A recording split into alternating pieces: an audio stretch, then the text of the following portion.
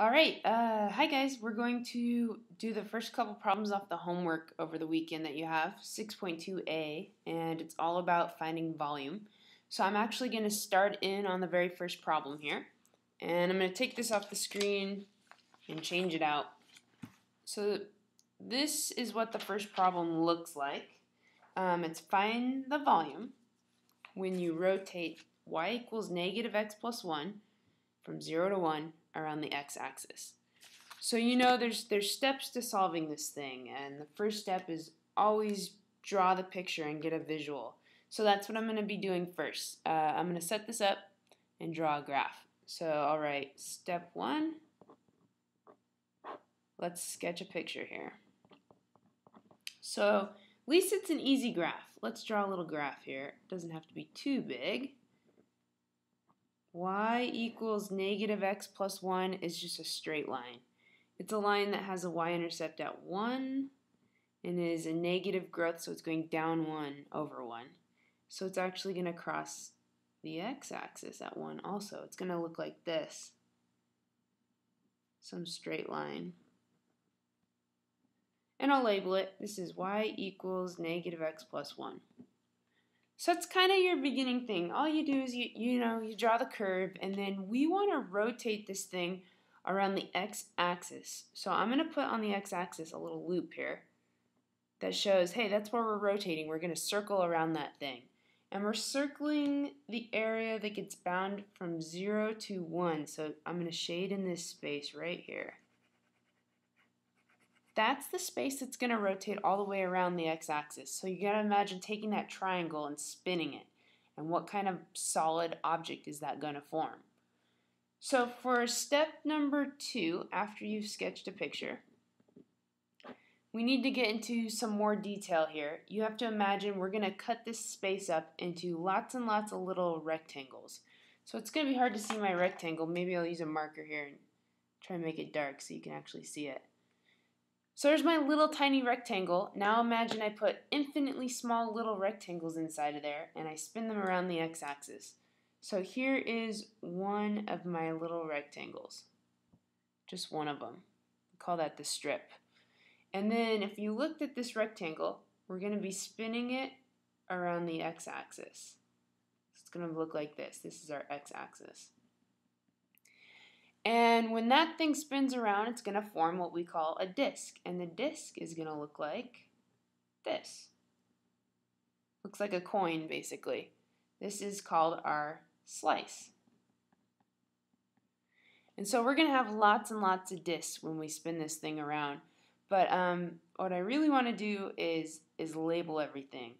So this slice has a radius. Call it R. R for radius. And that radius is determined by how long this rectangle is.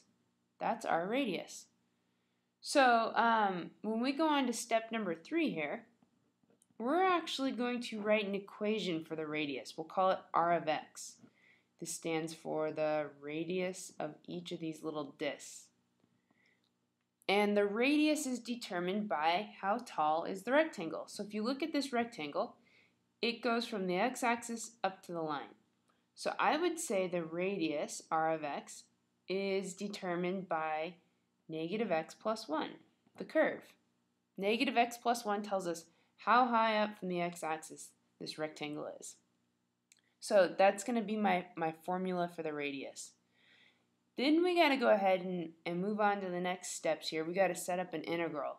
So I'm going to write volume equals the integral of pi r squared times the width. Now, to find volume, you multiply 3 things. You multiply length, width, and the depth of the object. So in this case, we're going to be multiplying pi times the radius squared times delta x. And that'll be our formula. Pi r squared gives me the area of this thing, and then we'll be multiplying it by the width. So what I'm going to do is throw some bounds on here. I can tell right away what my bounds are. On the x-axis, this thing goes from 0 to 1. So I'm going to be figuring out this integral from 0 to 1, and that's my setup. So for step 4, let's change that r of x into an equation. Let's say volume equals integral 0 to 1. I'm going to pull this pi out in front and put it out in front of the integral, so pi. And then r of x squared is now going to be negative x plus 1 squared dx. And that's the integral we've got to solve. Whatever this answer is, it's going to be our volume. So now I just got to probably go for the FOIL method on. I don't really want to use u substitution. I guess I could, but I think it'd be faster just to FOIL all this out. So it equals pi times the integral 0 to 1. If you multiply negative x plus 1 times negative x plus 1, we've got negative x times negative x is positive x squared. Negative x times 1 and 1 times negative x is a minus 2x. And 1 times 1 is 1. And the whole entire thing is times delta x. So you can tell it's just a big reverse power rule problem. If I reverse the power rule on this thing, I get pi times the quantity x cubed divided by 3 minus 2x becomes 2x squared divided by 2 plus 1 becomes 1x, and then everything's going to be bracketed from 0 to 1. And now we got to plug everything in and solve. You might find it easier to cancel the 2's. I'd do that. Keep the pi out in front and kind of ignore it. And plug in all the stuff. So plug in 1. We're going to have 1 cubed over 3 minus 1 squared plus 1. And then I'll plug in the 0. So minus, plug in the 0. 0 cubed over 3 minus 0 squared plus 0. Okay, the zeros were pretty easy. That's always kind of nice. All of these cancel out. So really we have pi times 1 cubed over 3 is 1/3 minus 1 and then a plus 1. So look how nice this is. Minus 1 plus 1 cancel. We get pi times 1/3 is pi over 3. So the volume of our object is equal to pi divided by 3. So volume equals pi divided by 3. And we're talking volume, so it's units cubed for this final answer. Now, here's kind of what that means. After we did all this work, we got pi over 3 units cubed. There's one thing I skipped in my steps. I need to go back. We just found the volume of an object that we need to be able to see. So remember way up top here when we were drawing our slice and we drew our picture and our rectangle and everything, we didn't actually draw the solid. And that's something that's pretty important that we do. We need to draw the solid. So I'm going to write solid. And to draw the solid means you need to be able to picture the 3D shape. Some people are really great at picturing the shape. Other people, it takes a long time to kind of get it down. It took me a while. I'm not very good at visualizing things, so don't be afraid if it's kind of hard for you to do for a little bit here. But here's what I would recommend. If you have a hard time visualizing it, I'm going to resketch the picture. We're talking about taking this area on this graph, it's the same graph redrawn, and rotating it around the x-axis. So I'm going to scoot this up. We're going to spin it around the x-axis so that all these little discs are going to form. So imagine what that's going to be like. It's going to be like we have a disc formed by a rectangle right here. So here's my disc. And then another disc and another disc. And they're going to get really, really small. My 3D shape is basically going to look like this. It's going to have a big opening on the left side and then we're getting smaller and smaller and smaller. So it looks like that. I would say for my 3D solid, that's a good enough picture. So we just figured out that the volume of this thing equals pi over 3 units cubed. That's what we just figured out through all the math. So let's do question number 2 off the homework, and then the rest of them you're going to be doing.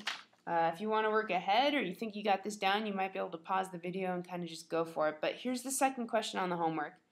Y equals the square root of x from 1 to 4. We're going to go through the steps. I don't think I'm going to label them this time. I'm just going to kind of perform the steps. So first step is graph. So y equals the square root of x is the graph that looks like this. Y equals the square root of x. We want to rotate around the x-axis. So we're going to be spinning it around this x-axis. And we want to do it from 1 to 4. From here to here. So from 1 to 4, we're talking about a region that I could shade like this. There we go. So, first off, let's draw a rectangle inside of here. That's one strip. And let's go over here and start labeling things. So we're going to be spinning one rectangle, actually infinitely many rectangles, around the x-axis. And it's definitely going to be one of these disk problems. It's going to form this circular round disk. And this is called my slice. And my disk is going to have inside of it a radius, which will be determined by however long this rectangle is. So we need to write an equation for that. What would the radius be represented as? Well, in this case, the radius is the length of this rectangle. So it goes from here to here, if you can see it on the graph, which means it goes from the x-axis up to the curve. So the square root of x determines our radius. The function does. So we're going to set up an integral. We're going to write volume equals an integral with pi times r of x squared times delta x. Pi r squared times the width, the thickness. And we're going to need some bounds, but the bounds are pretty easy. They gave them to us. They're from 1 to 4. And that'll be our setup. Let's take a second and actually draw this 3D shape. I think that'd be a good next step. The 3D shape is going to be formed by spinning these rectangles around. So if this rectangle was to spin all the way around, it would form this circular disc. So imagine there was a rectangle right here, and you spun it all the way around. There's a rectangular disc, and maybe there's one towards the end here. You spun all the way around. There's another disc. The more and more you see, it's just like we've reflected this curve down to the other direction and then drew a bunch of discs in here. So my 3D shape looks something like this. It's pretty small on this end and then getting bigger. So I would say it has a small disc on one end and then looks something like this. And it's not perfect, but it's good enough to say, here's my solid. And that's the thing we're finding the volume of. So let's plug in a formula for r of x. Let's write volume equals, we'll pull the pi out in front, integral 1 to 4, and then r of x, remember, is the square root of x. It's the function. So we have square root of x squared, radius squared, delta x. And that's the thing we're going to solve. And this square root squared is kind of nice. They're going to cancel. So volume is going to equal pi integral 1 to 4. And since these cancel, it's just x dx. An actually really simple integral to solve. X dx is x squared divided by 2, reverse power rule. So we got a pi out in front and a bracket from 1 to 4. And I'm going to plug my bounds in and get an answer. So volume equals pi, big bracket here. I'm going to plug in 4, so 4 squared divided by 2, and then subtract and plug in 1 squared divided by 2, and that's the thing I'm going to try and solve. So 4 squared is 16, so I have 16 divided by 2 minus a half, which I know 16 minus 1 is 15. So now I have volume equals pi times 15 over 2, which I think might look a little better as 15 pi divided by 2. So the volume of our object is 15 pi divided by 2 units cubed, which you could convert this to a decimal. You could plug this into a calculator and figure out the actual volume with a real solid number, but this answer works just fine, especially if you're non-calculator, then you're ready to go. So I think with doing 2 problems, I think you're ready to move on and finish the homework. You're going to go all the way to the end of this assignment. For every single one of these, I'm going to be real particular about looking for some of this setup. can you sketch the graph, draw the slice, draw the solid, find r of x, and then set up your integral and solve. So that's the kind of thing I'm going to be looking for. So go slowly, make sure you draw some good pictures, do it to the best of your ability, and I'll see you in class on Monday.